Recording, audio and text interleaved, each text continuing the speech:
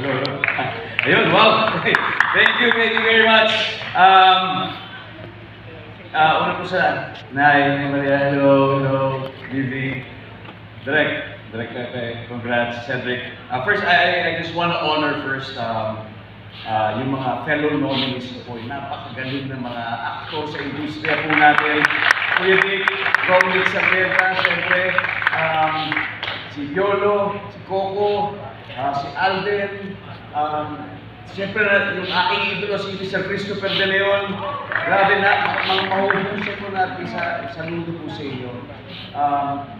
Alam niyo po, bilang isang aktor, Alfred, brother, Alfie, and congrats, Alfie. Bilang isang aktor po, malinaw po sa amin na kami po ay nagiging instrumento ng mga gustong sabihin, di ba, ng mga filmmakers, minsan madalas ng lipunan, and very, siguro, particularly sa pelikulang Rewind, malinaw po sa amin sa buong cast, na may mas malaking kwento po talaga na gustong sabihin ang pelikula ito. At ito'y nanggagaling sa ating Lords.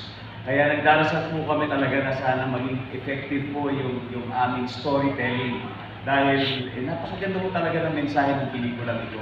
Kaya parang nga po ako nagre-retreat every day na nagsushooting po kami ng pelikulang Rewind. And I think it became all the more special because I have done it with my leading lady and with my wife.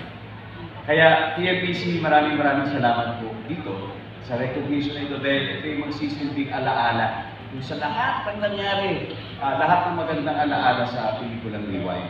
Higit sa lahat, doon sa mensahe na gustong sabihin ng pelikula. At yun ay lahat ng bagay sa atin dito sa mundo. Maaaring temporary lang. Minsan talaga kahit anong gawin natin, akala natin tayo ay in control of everything. Katunayan na ay hindi. Dahil siya talaga may control ng lahat. Gaya nga ng parating sinasabi sa akin ng aking tatay, everything comes from God. So on that note, maraming salamat po. I would like to share this also with everybody who worked hard dito po sa pelikulang Rewind, mula sa writer, sa aming producers, sa aking director, sa Direct May, and to all my co-actors, and to everybody who co-created this movie. Maraming salamat, TFPC, and happy 40th at mabuhay ang pelikulang Pilipino. Thank you very much.